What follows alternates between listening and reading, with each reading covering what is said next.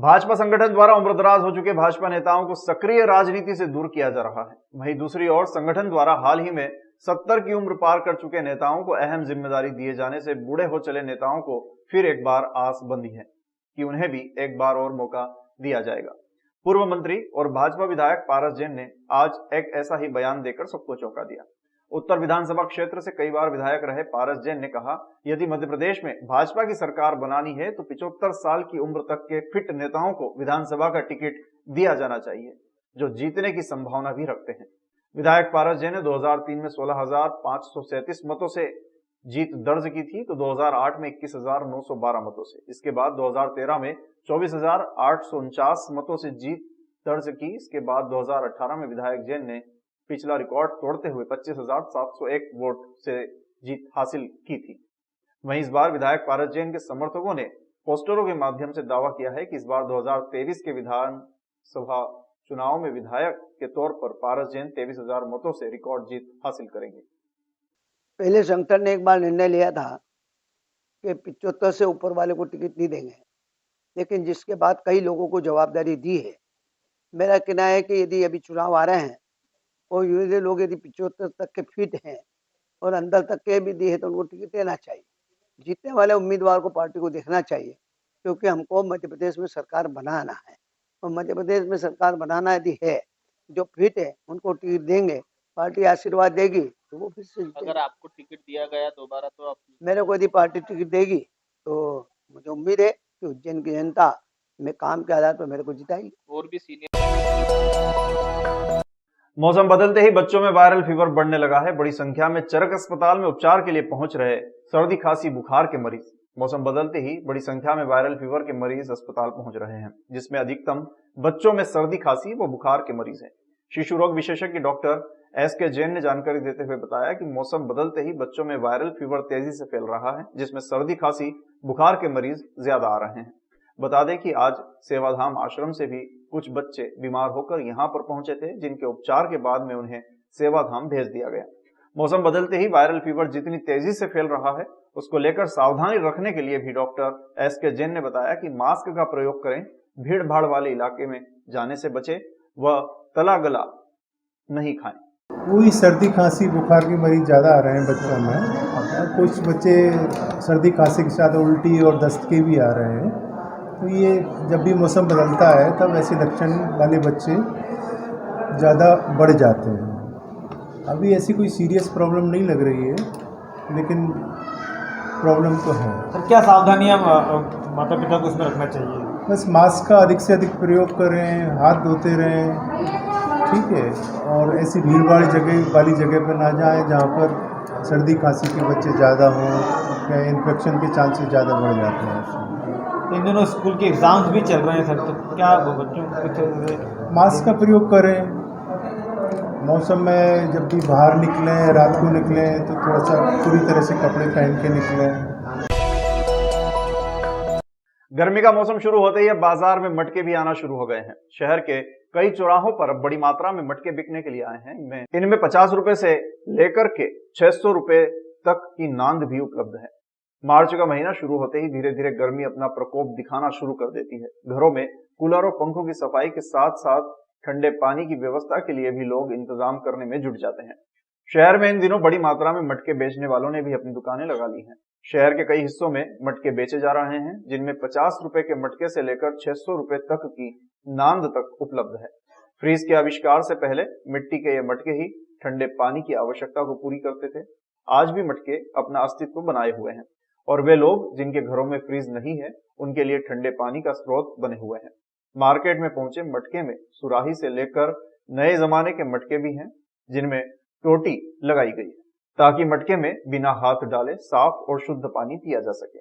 गर्मी की शुरुआत शुरू हो गई है और कुम्हार समाज के लोगों को अच्छा कारोबार होने की भी उम्मीद जागी है। मार्केट तो अच्छा है, अभी गर्मी तो चालू स्टार्ट हो गई है। मौसम ने थोड़ा सा वापस से डिम कर दिया धंधा, क्योंकि अभी मावटा गिर गया था, इसकी वजह से अभी गिराकी वापस डिम हो गई है। अभी एक इसके बाद में गिराकी चालू हो जाएगी अपनी रंग पंचमी के बाद में। जैसे गर्मी स्टार्ट होएगी ऐसे ही बढ़ती जाएगी गिराकी। वो माल तो जो आ रहा है वही आ रहा है, जो पुराना है, जो पैटर्न मटके का है, गुजरात का बेच। अंतर तो अभी कुछ भी नहीं आ रहा है, अंतर तो वही जो है, जो डिमांड गिरा की वही डिमांड है माल में जो है। क्या कीमत से लेके कितनी कीमत तक? कीमत 50 रुपये से लेके 600 रुपये तक का मटका है। और कौन कौन सी क्वालिटी है मतलब आपको? गुजरात वाला आइटम भी है हमारे पास, अपना नोकल खाते गाँव का निमाड़ साइड के मटके भी है। जो अंदर हाथ नहीं डालता है, गंदे संदे हाथ नहीं डाले, बच्चों उनके पानी लेने में सही रहता है। सुराई की ये रहती है कि अपन कहीं भी इसको लेके रख दो रूम वगैरह में, बाकी मटके से अच्छा ठंडा पानी सुराई में रहता है। रंग पंचमी का पर्व आते ही देवास गेट पर किया गया कड़ाव पूजन। रंग पंचमी का पर्व रविवार को शहर में हर्षोल्लास के साथ मनाया जाएगा। पर्व को लेकर विभिन्न सामाजिक संगठनों ने तैयारियां शुरू कर दी है। शहर के प्रमुख देवास गेट के समीप पशु चिकित्सालय के यहाँ पिछले कई वर्षों से अरुण वर्मा मित्र मंडली द्वारा रंग पंचमी उत्सव मनाया जा रहा है। इसी क्रम में आज अरुण वर्मा मित्र मंडली ने कड़ाव का पूजन किया। रविवार को रंग पंचमी के दिन इस कड़ाव में रंग भरा पानी भरकर इस कड़ाव में पटका जाएगा। ज्ञात होगी शहर में सबसे पहले मस्ती भरी रंग पंचमी अरुण वर्मा मित्र मंडली द्वारा मनाई जा रही है, जहां बड़ी संख्या में शहर के युवाजन पहुंचते हैं और रंग पंचमी का आनंद लेते हैं।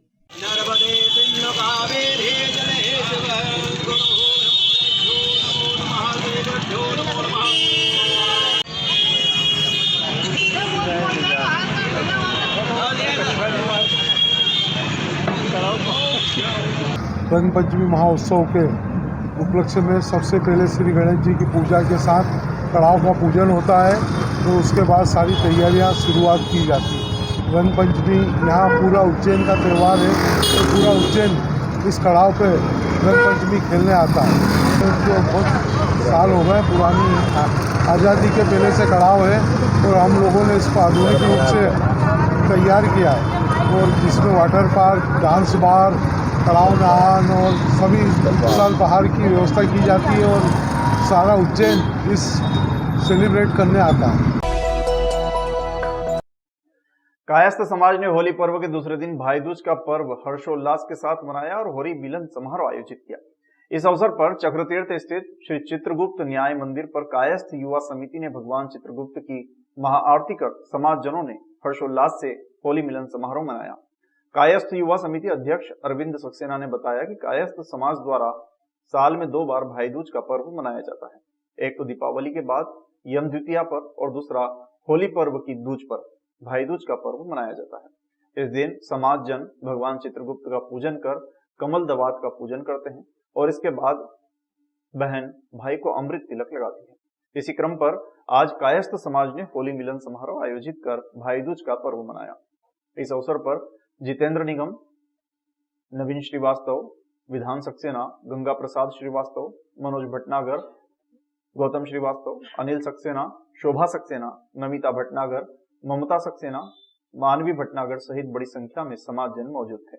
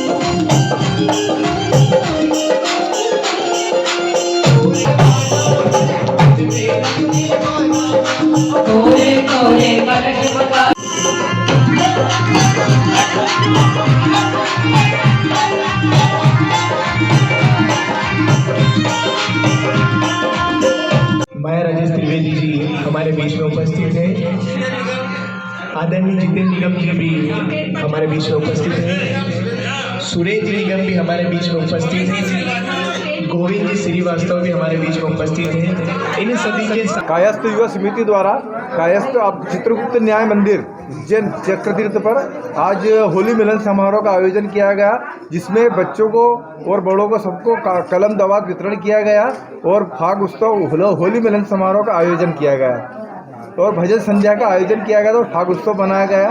बड़े धूमधाम से सभी चित्रांश बंधुओं ने अपना आनंद का प्राप्त किया। आज चक्रतीर्थ स्थित चित्रगुप्त जी का मंदिर, जहाँ के पूरा कायस्थ समाज इकट्ठा होकर के साल में 2 बार भाई दूज मनाता है, जिसमें आज होली की भाई दूज थी, जिसमें कि बहन भाई को तिलक लगा करके अमृत तिलक लगाती है कि उसका साल भर बहुत ही अच्छे तरीके से बीते। ऐसे ही आज का जो महत्व है कि आज के दिन बहन और भाई अगर यमुना जी में डुबकी लगाते हैं तो उन्हें मोक्ष की प्राप्ति होती है और भगवान चित्रगुप्त खुद उनके हाथ से उनका भविष्य और उनकी पीढ़ियों का भविष्य लिखते हैं। तो ऐसे चित्रगुप्त के मंदिर में हम यहाँ पर पधारे थे, आए सभी लोग और यहाँ पर बच्चों को कलम दवात के आज पूजन करके और कलम बांटी गई। तो ये कलम भी इसी आशा के साथ में बांटी गई है कि ये बच्चे आने वाले समय में ये जो चाहते हों, अधिकारी बनना चाहते हों तो वो, और कई विद्वान बनना चाहते हों तो वो बने। तो बच्चों को तो दिया ही, उसके अलावा फिर मैंने कहा कि ज़्यादा ज़रूरत तो भाइयों को होती है, क्योंकि कलम का काम दिन भर उन्हीं को होता है। तो क्यों ना उन सभी भाइयों को भी कलम मिलनी चाहिए आज के दिन, ताकि वो आने वाले टाइम में इस कलम के माध्यम से अपना सर्वश्रेष्ठ काम कर सके। ऐसी भाई दूज आज यहाँ पर मनाई गई।